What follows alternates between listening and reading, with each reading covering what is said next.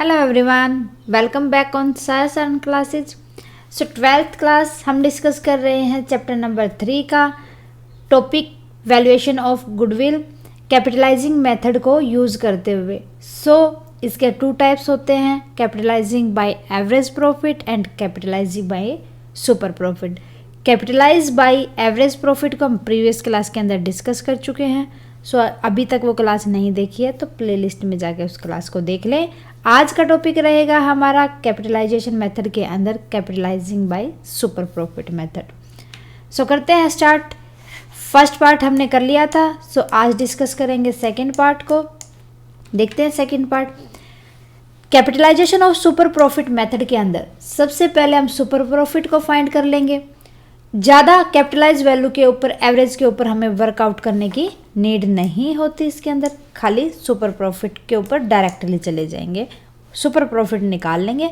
After that goodwill की value आ जाएगी। इसके अंदर बहुत सारे स्टेप्स होते हैं, हमें उन्हीं स्टेप्स के अकॉर्डिंग करना होता है। सबसे पहले हम कैलकुलेट करते हैं कैपिटल फर्म की। कैपिटल को कैलकुलेट करने के लिए हमें टोटल असेट्स में से टोटल लाइबिलिटीज़ को माइनस करना पड़ता है। टोटल असेट्स कौन सी होगी, जिसके अंदर से गुडविल और फिक्टिटस असेट को हम हटा देंगे, वो टोटल असेट लेंगे, उसमें से माइनस कर देंगे आउटसाइड लाइबिलिटीज़ को। फिर हम कैलकुलेट करेंगे नॉर्मल प्रॉफिट, किसके ऊपर, कैपिटल एम्प्लॉयड के ऊपर।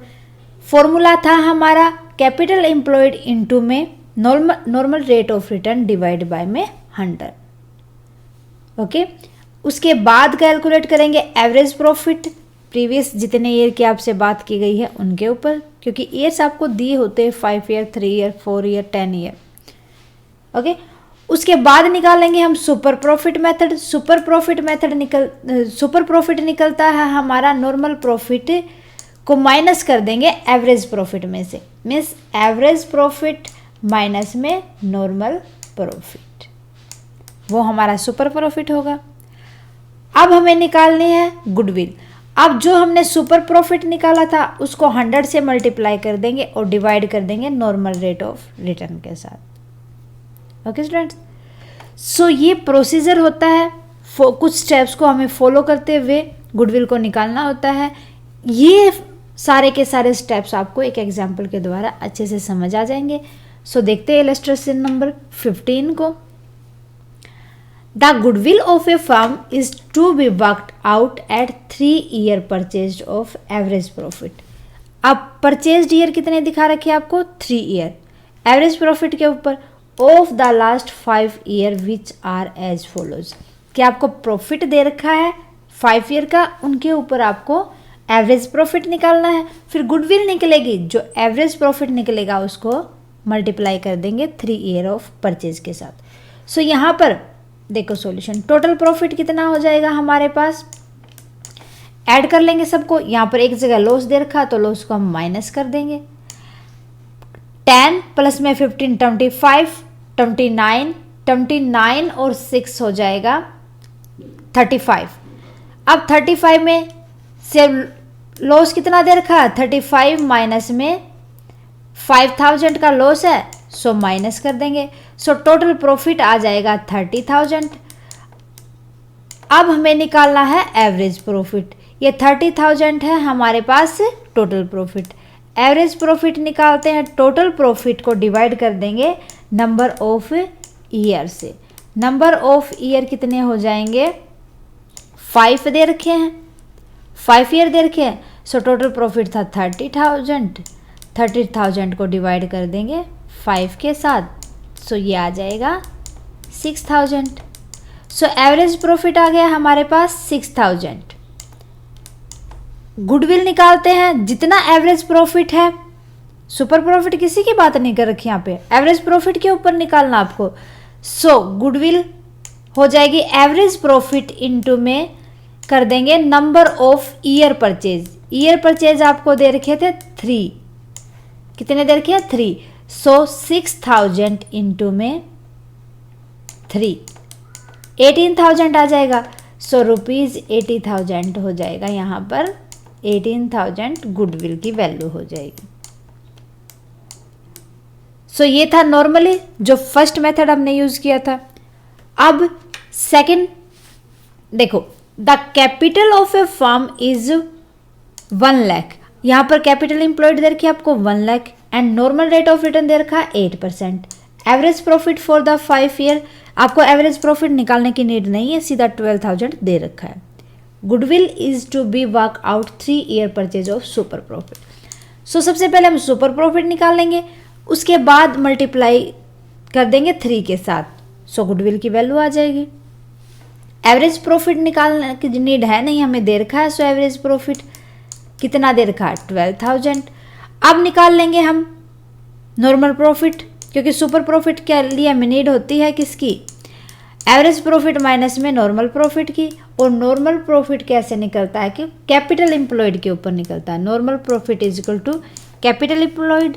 कैपिटल एम्प्लॉयड है हमारे पास 1 लाख, इनटू में normal rate of return, normal rate of return है 8,000, डिवाइड कर देंगे 100 से। ओके, सो नॉर्मल प्रॉफिट आ गया हमारे पास 8,000।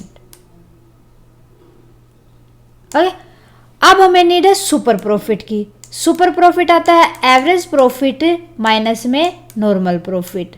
एवरेज प्रॉफिट है हमारे पास 12,000, 12,000 इंटू में 8,000, सो ये बचेगा हमारे पास 4,000।